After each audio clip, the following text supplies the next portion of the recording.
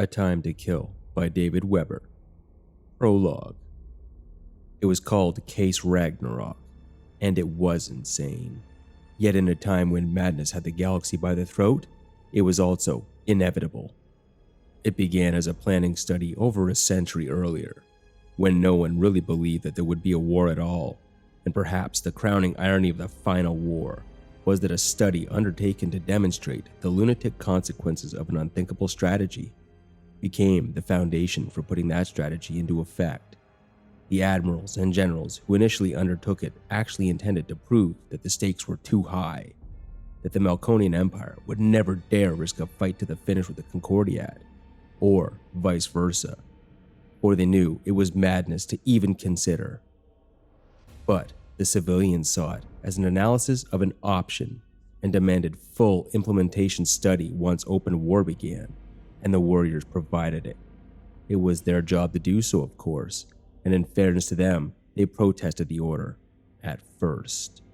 Yet they were no more proof against the madness than the civilians when the time came.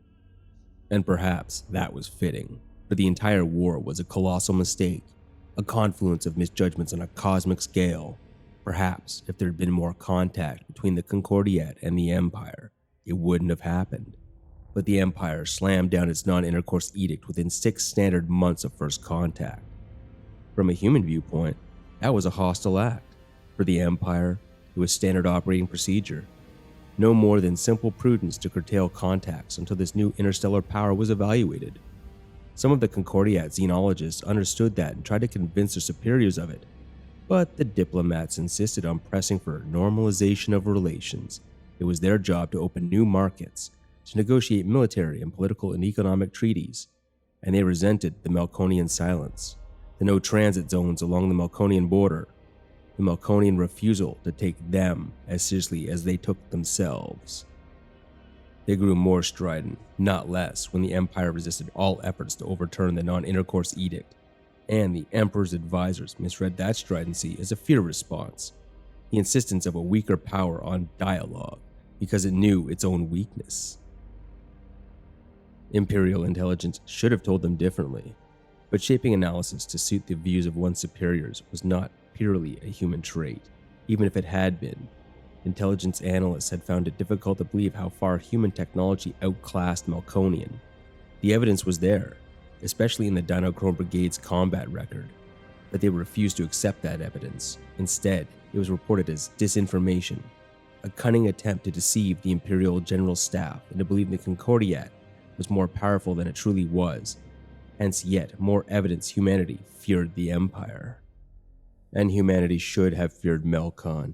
It was human hubris as much as Melkonian which led to disaster, for both the Concordiad and the Empire had traditions of victory.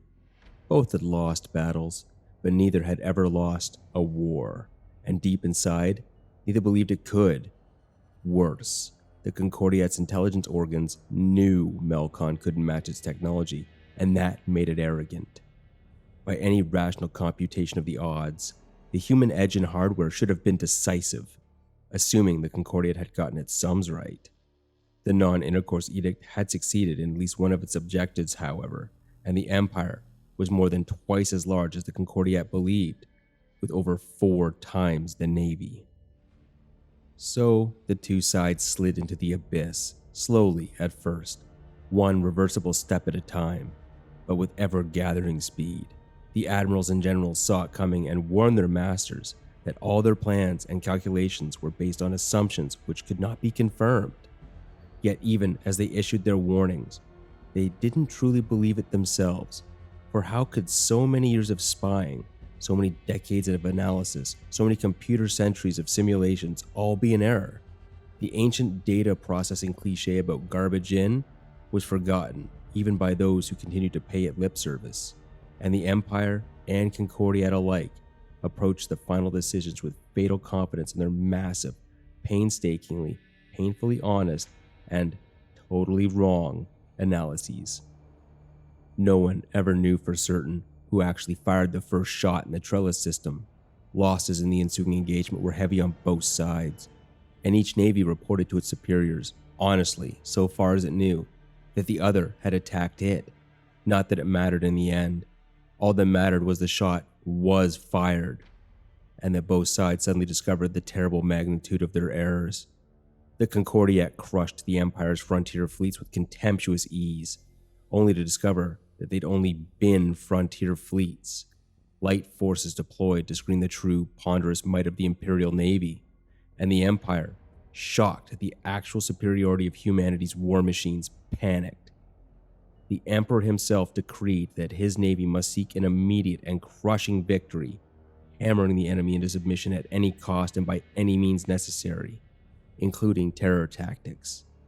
Nor was the Empire alone in its panic, for the sudden revelation of the Imperial Navy's size, coupled with the all-or-nothing tactics it adopted from the outset, sparked the same desperation within the Concordiat leadership. And so, what might have been no more than a border incident became something more dreadful than the galaxy had ever imagined. The Concordiat never produced enough of its superior weapons to defeat Melkon outright, but it produced more than enough to prevent the Empire from defeating it. And if the Concordiat's deep strikes prevented the Empire from mobilizing its full reserves against human-held worlds, it couldn't stop the Melkonian Navy from achieving a numerical superiority sufficient to offset its individual technological inferiorities.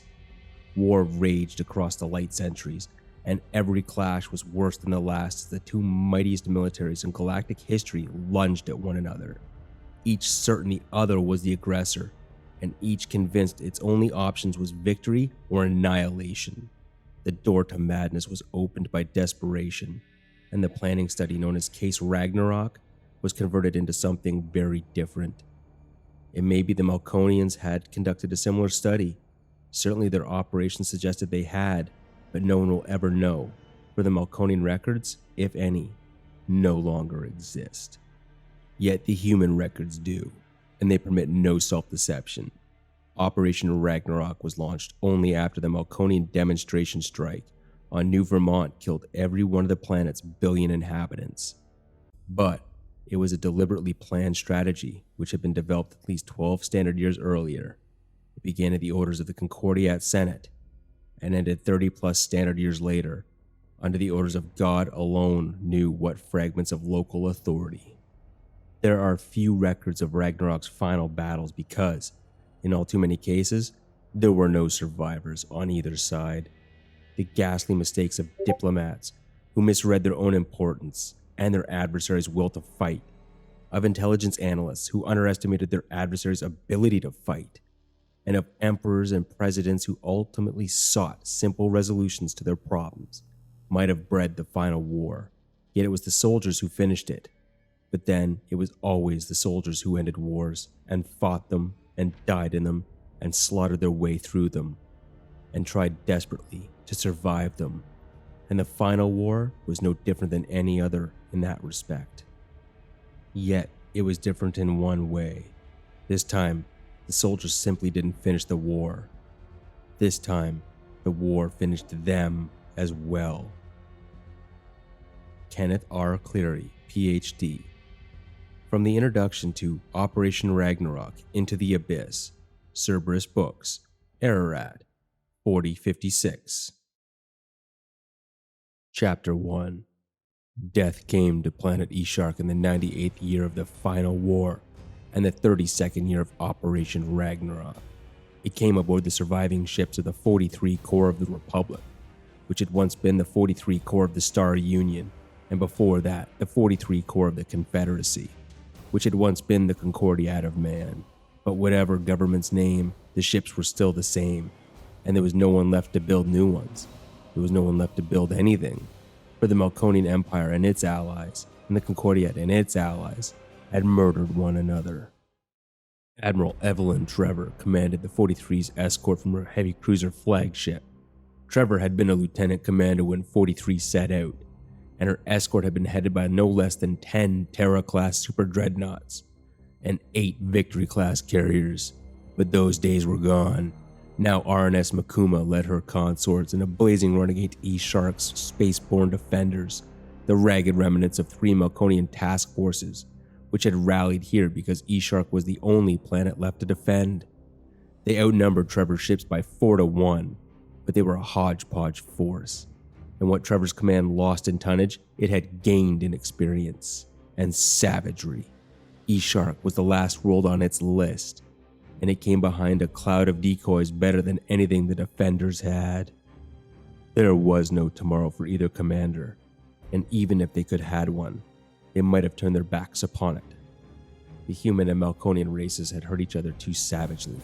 The blood hunger possessed them both, and neither side's comm officers could raise a single friendly planet.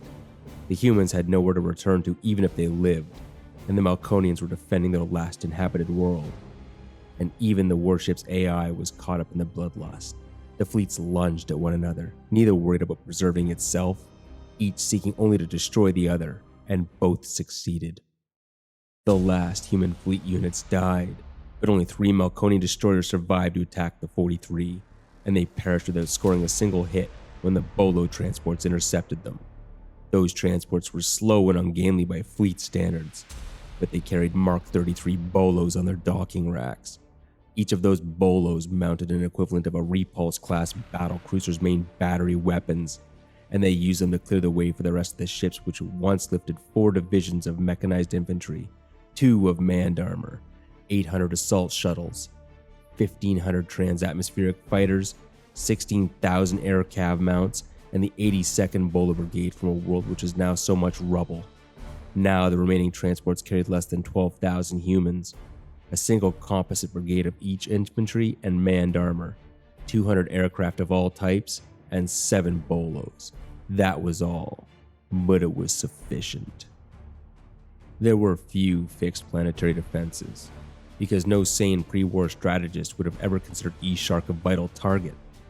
It was a world of farmers in a position of absolutely no strategic importance, the sort of planet which routinely surrendered, trusting the diplomats to determine its fate when the shooting ended. But no one in the 43 requested a surrender, and no one on E-Shark's surface considered offering one. This wasn't that sort of war. 1 or 2 batteries got lucky, but despite 43's previous losses, it retained more than enough transports to disperse its remaining personnel widely. Only 600 more humans died as the ship swept down under their LZs to disgorge their cargoes. Then E-Shark's continents burned. There was no finesse, for the combatants had lost the capacity for finesse. The days of kinetic bombardment platforms and surgical strikes on military targets were long gone. There were no platforms, and no one was interested in surgery any longer. There was only brute force and the merciless operatives of Operation Ragnarok and its Melkonian equivalent, and the humans and Melkonians screamed their rage and agony and hate as they fought and killed and died. On E-Shark, it was the Melkonian troopers who fought with desperate gallantry to preserve their civilians, as it had been the humans who fought to save their civilians on Trevor's world, and Indra, and Matterhorn. And as the humans had failed there, the Melkonians failed here.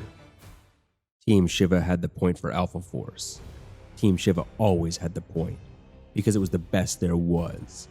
Bolo 33D 1097 Sierra Hotel Victor was the last Bolo built by Bolo Prime on the moon known as Luna, before the Melkonian world burner blotted Terra and Luna away forever.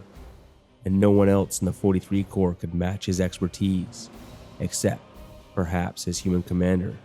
Newly enlisted Private Diego Harigata had been 16 years old when Terra died. Now, Major Harigata was 49, with 32 years of combat experience. All of them had been aboard the Bolo, whose call sign was Shiva, and man and machine had fought their way across 100 planets together. It was one of the many ironies of the final war that the Bolo deployment concept had come full circle. Mark 33 Bolos were designed for independent deployment, but they were almost never actually deployed that way. For the direct neural interfacing first introduced aboard the Mark 32 and then perfected in the last and most powerful of Concordiat's Bolos made them even deadlier than their cybernetic ancestors. They were no longer simply artificial intelligence built by humans. Rather, a Mark 33 was an AI fused with a human in partnership, which produced something the designers had neither predicted nor expected. The human Bolo fusion, thought with Bolo's precision and total recall, communicated with his fellows in the Total Systems Data Sharing Net with Bolo clarity, analyzed data and devised tactics with Bolo speed and executed them with Bolo cunning, but it fought with human ferocity. The Dinochrome Brigade's earlier psychotronic designers had always feared to build the savagery which lurked just behind the human forebrains of near civilization into their huge, self-aware war machines.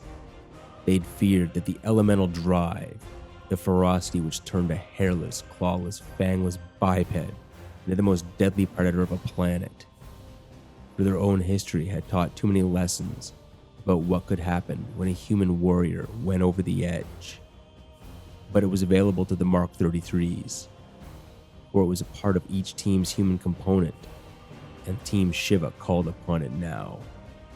There were 19 Bolos in the 82nd Brigade when the 43 was assigned to Operation Ragnarok.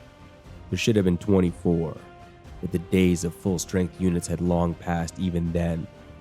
41 slaughtered worlds later, and there were 7, split between the 43's 3 LZs, and Team Shiva led the attack out of the LZ-1 against Alpha Continent, the largest and most heavily populated and defended of Ishark's 3 land masses.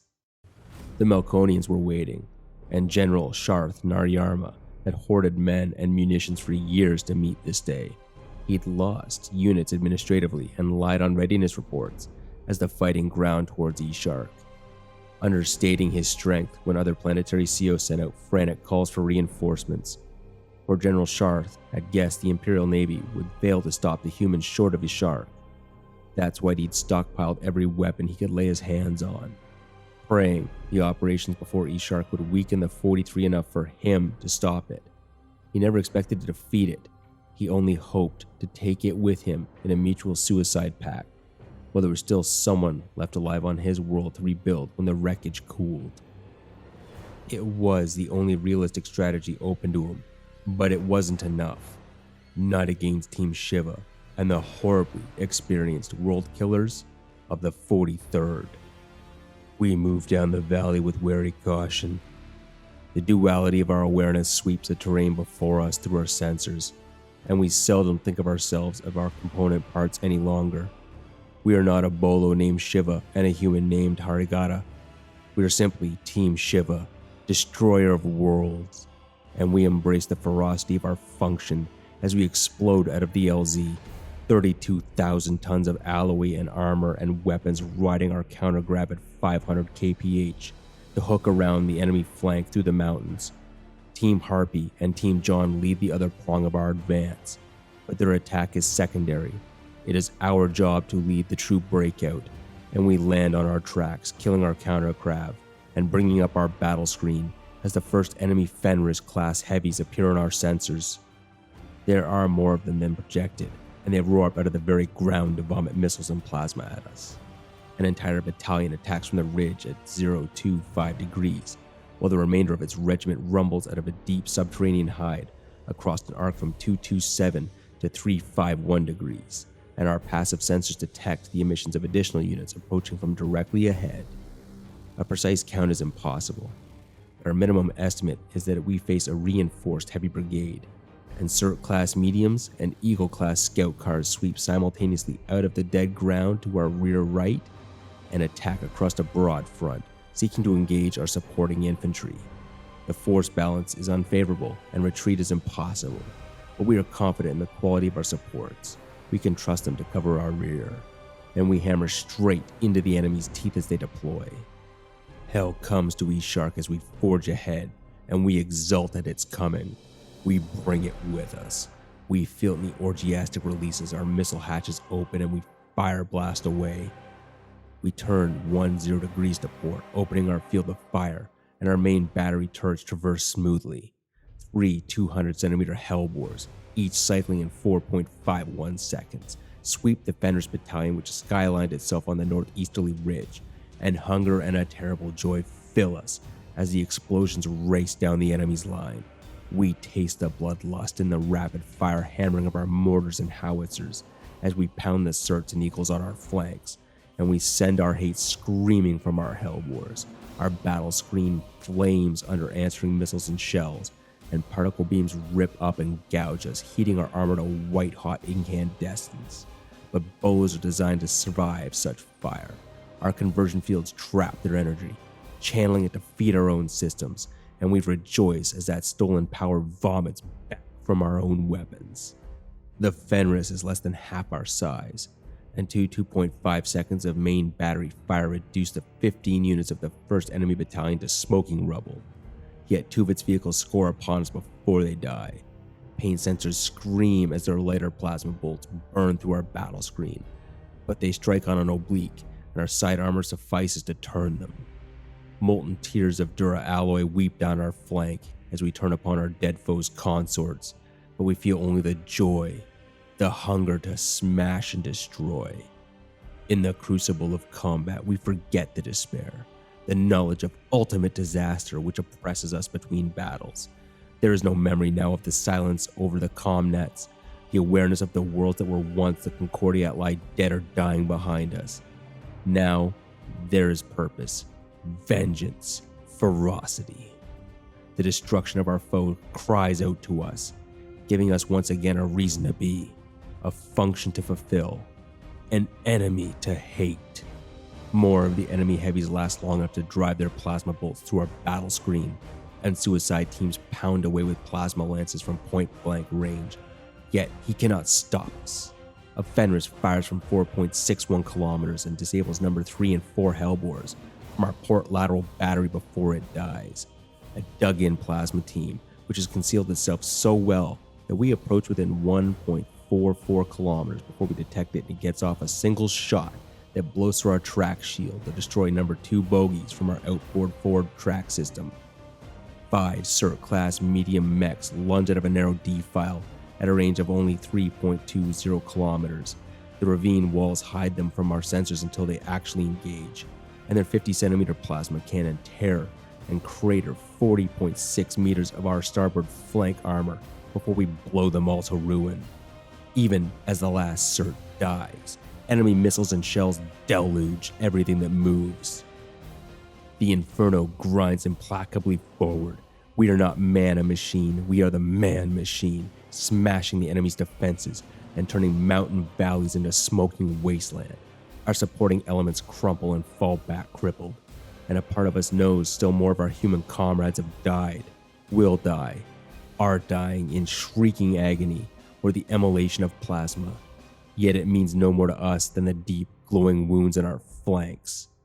We refuse to halt or turn aside, for that which we cannot have, we will not extend to no others. All that remains to human and Melkonian alike is the long dark, and all that remains to us is to fight and kill and maim until our own dark comes down upon us. We feel the death of Team Harpy, of Bolo 33D, 2075 Hotel Romeo Papa, and Captain Jessica Adams, but even in the anguish of their loss, we know the enemy's very success spells its own destruction. He has been deceived, decoyed into concentrating a full 2/3 of his firepower against our diversion, so we rejoice at the enemy's error and redouble our own efforts. We shatter the final line of his main position in an orgy of point-blank fire and the steady coughing of our anti-personnel clusters. Railguns rake light enemy AFVs trying to withdraw support personnel, and the remnants of our own manned armor and infantry follow our breakthrough. We pivot, coming to heading 358 true, and rumble through the smoke and dust and the stench of burning enemy flesh. And Team John appears to port, advancing one more in line with us as we heave up over the final ridge. Sporadic artillery missile fire greets us, but it is all the enemy has left.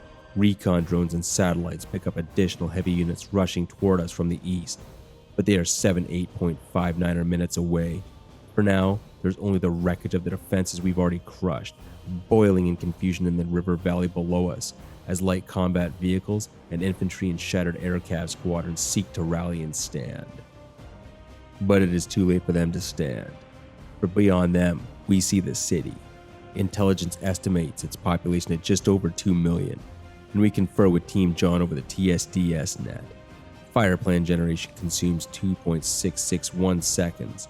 Then our main batteries go into rapid sustained fire mode, and 78 megaton range plasma bolts vomit from our white-hot tubes each minute. Despite our target size, we require only 6.751 seconds to reduce it to an overlapping pattern of firestorms, and then we advance down the ridge to clean up the enemy's remnants. The enemy vehicles stop retreating. There is no longer an objective in whose defense to rally, and then they turn upon us. They are mosquitoes assailing titans, yet they engage us with every weapon as we grind through them with Team John on our flank, and we welcome their hate, for we know its cause. We know we've hurt them and savored their desperation and their despair as we trample them under our tracks and shatter them with our fire. But one column of transports does not charge to the attack. It is running away. Instead, hugging the low ground along the river which once flowed through the city we've destroyed, and its flight draws our attention. We strike it with a fuel-air bombardment which destroyed half a dozen transports, and we understand as we see Melkonian females and pups fleeing from the shattered wreckage. They're not combatants, but Operation Ragnarok is not about combatants. Even as we continue to smash the attacking enemy vehicles, we bring our railguns to bear upon the transports.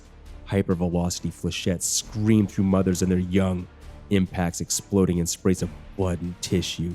Then our howitzers deluge the area in clustered munitions that lay a carpet of thunder and horror across them. We note the extermination of the designated hostiles, then return our full attention to the elimination of the military personnel who failed to save them. Alpha Force's initial attack and the destruction of the city of Hal Naka were decisive. For Sharth Naryarma's HQ and family were in Hal Naka, and he refused to abandon them. He died with the city, and Melkonian coordination broke down with his death. The defenders' responses became more disjointed, no less determined, but without the organization which might have let them succeed. They could and did continue to kill their attackers and grind away their strength, but they could not prevent the 43 Corps from completing its mission. It didn't happen quickly. Even with modern weapons, it took time to murder a planet, and the battles raged for weeks. Forests burned to ash, and Bolos and Fenris-class armored units raced with a flame to hurl thunder at one another. Cities blazed, towns disappeared in the lightning flash of massed hellbore bombardment, and farmland became smoking desert. Frantic transmissions from the LZ hammer into our receivers as the enemy's counterattack sweeps in upon it, and we turn and answer, rising recklessly on countergrav. Power generation is insufficient to support free flight and maintain our battle screen, which strips away our primary defense against projectile and particle weapons. But that is a risk we must accept. The enemy has massed his entire remaining strength for this attack, and we hear the screams of dying humans over the comm circuits as we run our desperate race and return to meet it. It is a race we lose. We land on our tracks once more 10.25 kilometers from the LZ, bring up our battle screens, and charge over the intervening ridge, but there are no more screams on the comm circuits. There is only silence, and the rising pall of smoke, and the riddled records of transports, and the last 3 Fenris-class heavies of E-Shark waiting in ambush. Madness upon all of us in that moment, for all of us knew we were the last. We have no supports, no reinforcements, no place to go. There are only 4 sentient machines and a single human, the last human on E-Shark, perhaps the last human in the entire galaxy, on our own and filled with the need to kill. We are the crowning achievements of twice 1,000 years of history and technology, of sophisticated weapons and tactical doctrine, and none of us care. We are the final warriors of the final war, smashing and tearing on one another in a frenzy of hatred and despair, seeking only to know that our enemies die before we do.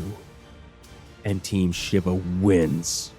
2 of them we blow into ruin, but even as we fire the shot which disembowels the 3rd, his last plasma bolt impacts on our Glacius, and agony crashes through our brutally overloaded pain receptors. Massive armor tears like tissue, and we feel the failure of internal disruptor shields, the bright, terrible burst of light as plasma breaches our personality center. In our last, fleeting instant of awareness, we know death has come for us at last, And there's no more sorrow, no more hate, no more desperation. There's only the darkness beyond the terrible light, and peace at last.